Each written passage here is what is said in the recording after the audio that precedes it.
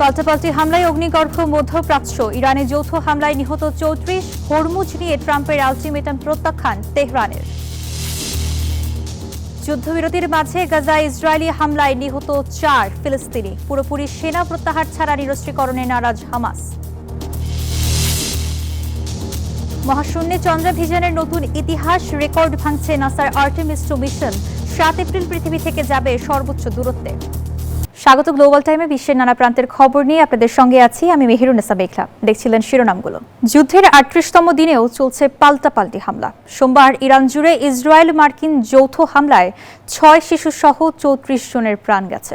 পাল্টা জবাব দিচ্ছে তেহরানও। ইসরায়েলের হাইফা বন্দরে তেহরানের ক্ষেপণাস্ত্র হামলায় প্রাণ গেছে ২ জনের। সেই সঙ্গে হরমুজ প্রণালী নিয়ে ডোনাল্ড ট্রাম্পের ৪৮ ঘন্টার আলটিমেটাম প্রত্যাখ্যান করেছে খামেনির দেশ। হামলা অব্যাহত রেখেছে মধ্যপ্রাচ্য মার্কিন স্থাপনাগুলোতেও। যুক্তরাষ্ট্র কূটনীতি অব্যাহত রাখার কথা বললেও দৃশ্যত সংঘাত থামেনি, বরং পাল্টাপাল্টি হামলা জোরদার করেছে উভয় পক্ষই। গেল দিনও ইসরায়েল মার্কিন যৌথ আক্রমণে ইরান জুড়ে শিশুসহ বহু প্রাণহানি হয়েছে। তেহরানের শরীফ ইউনিভার্সিটি অব টেকনোলজি এবং একটি প্রাকৃতিক গ্যাস বিতরণ কেন্দ্রকেও লক্ষ্যবস্তু করা হয়েছে।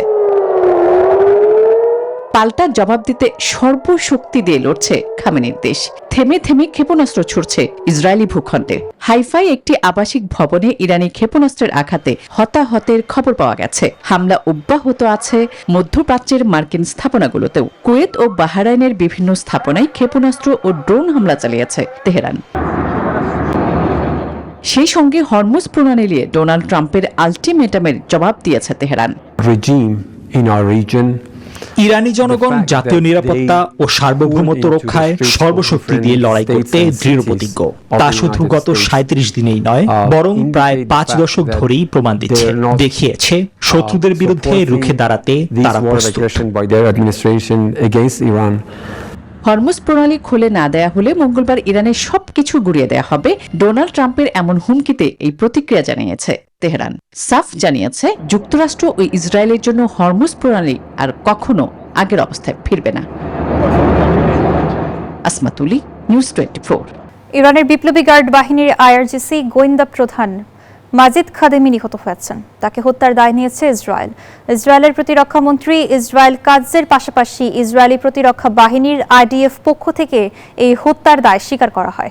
টেলিগ্রামে দেয়া এক পোস্টে আইডিএফ বলেছে, এই হত্যাকাণ্ড ইরানের বিপ্লবী গার্ডের জন্য আরও একটি বড় ধাক্কা। হুমকি দিয়ে কি হরমুজ প্রণালীতে জাহাজ চলাচল স্বাভাবিক করতে পারবেন ট্রাম্প? আন্তর্জাতিক মহলে এমন প্রশ্নের মধ্যেই একের পর এক পাল্টা হুমকি ফিরিয়ে দিচ্ছে ইরান, যা যুদ্ধের ভয়াবহতা আরও বাড়ার ইঙ্গিত দিচ্ছে। যদিও সংঘাতের এ পর্যায়ে পিছু হটার সুযোগ নেই ট্রাম্পের, বলছেন বিশ্লেষকরা।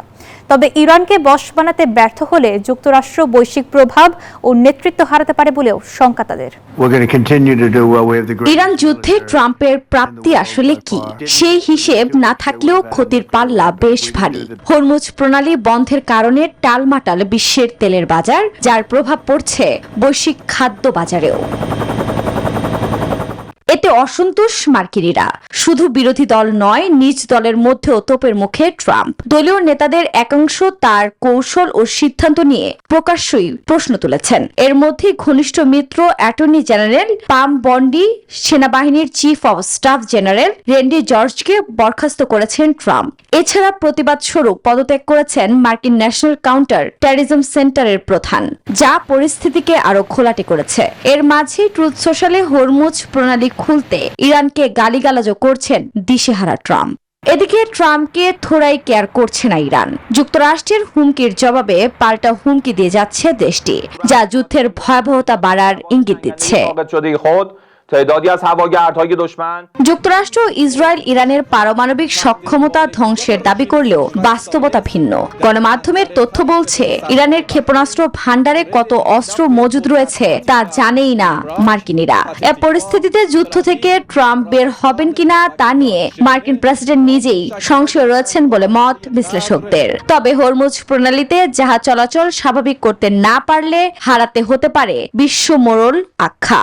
যুক্তরাষ্ট্রের বৈশ্বিক বৈশ্বিক প্রভাব ও নেতৃত্ব পড়বে ঝুঁকির মুখে।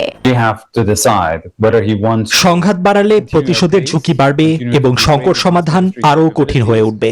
কূটনৈতিক পথেও তাৎক্ষণিক সমাধানের সম্ভাবনা কম, কারণ দুই পক্ষের অবস্থান ও লক্ষ্য এখনো অনেক দূরে।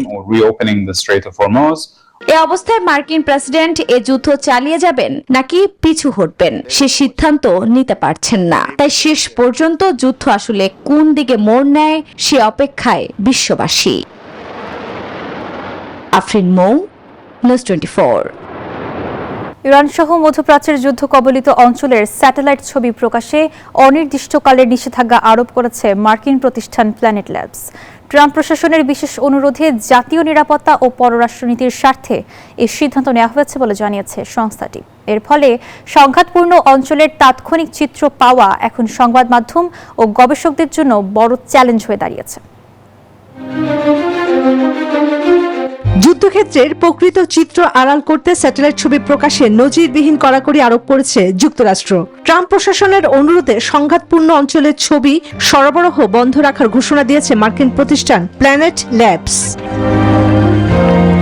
গ্রাহকদের পাঠানো এক ইমেল বার্তায় প্রতিষ্ঠানটি জানিয়েছে, আপাতত ইরান ও এর আশপাশে যুদ্ধ কবলিত অঞ্চলে কোনো ছবি প্রকাশ করা হবে না। মূলত শত্রুপক্ষ যাতে এসব চিত্র ব্যবহার করে মার্কিন ঘাঁটি বা মিত্রদের উপর হামলা চালাতে না পারে সেজন্যই এই কৌশলগত অবস্থান। মার্কিন আইন অনুযায়ী জাতীয় নিরাপত্তা কিংবা বৈদেশিক নীতির স্বার্থে যে কোনো বাণিজ্যিক স্যাটেলাইট কোম্পানিকে তথ্য প্রকাশে বাধা দেওয়ার ক্ষমতা রাখে সরকার। বিশেষজ্ঞরা মনে করছেন সামরিক স্থাপনা ও রাডার সাইটগুলোর সুরক্ষা নিশ্চিত করতে ট্রাম্প প্রশাসনের এই বিশেষ নিষেধাজ্ঞা।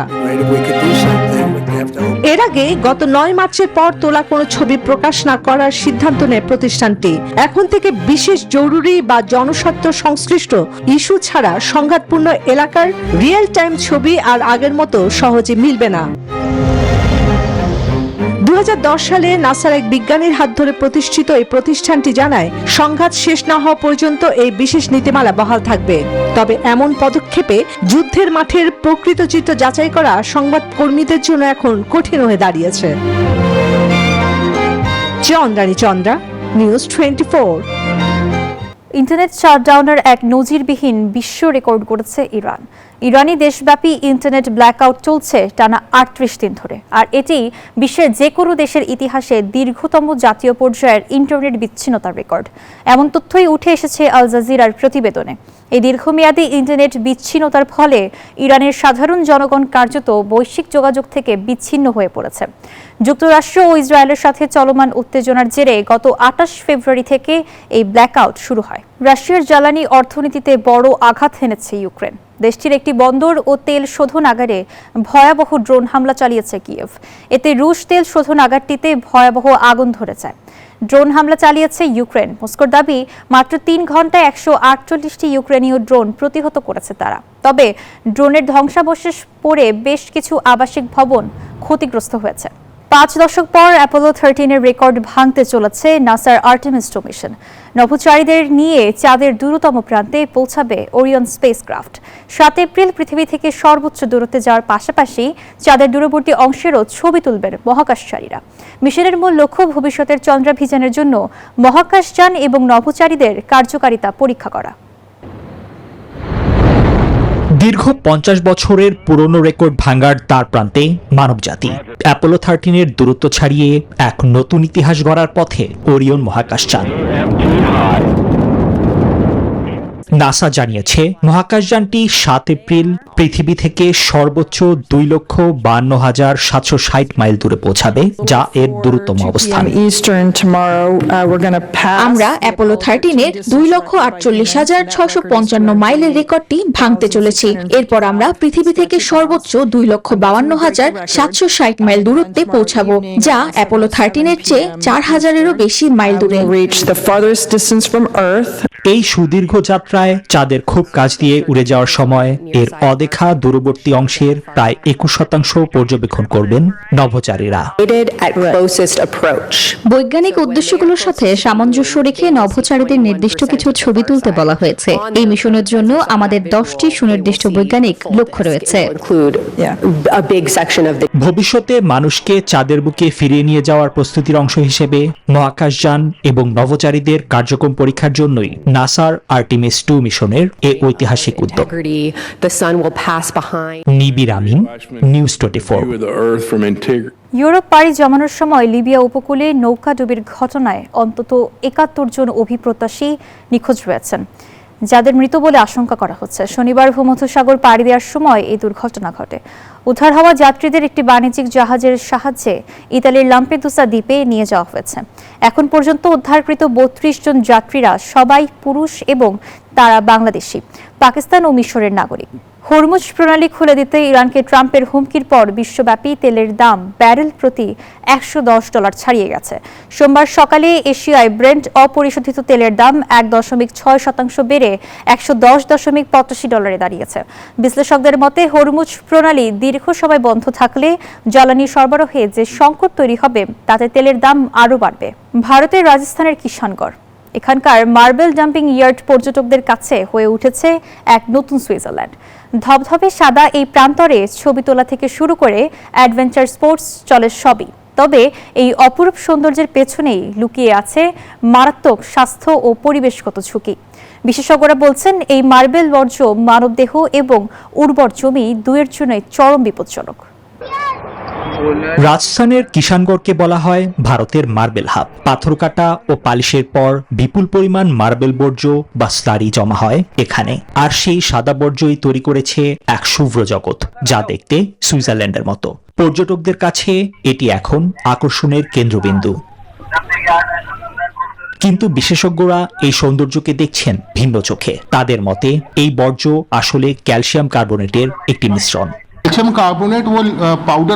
গ্রীষ্মে এই স্লারির পানি শুকিয়ে গেলে এর সূক্ষ্ম কণা বাতাসে মেশে, যা শ্বাস প্রশ্বাসের মাধ্যমে সরাসরি ফুসফুসে পৌঁছে যায়। আবার এই বর্জ্য পানি ও মাটির সাথে মিশে মাটির খারত্ব বাড়িয়ে দেয়, নষ্ট করে জমির উর্বরতা।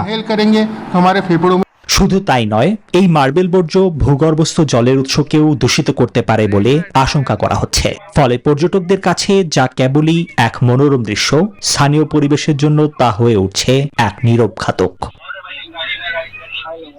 নিবির আমিন, নিউজ 24। এ ছিল গ্লোবাল টাইমের এখনকার আয়োজনে। এতক্ষণ সঙ্গে থাকার জন্য ধন্যবাদ।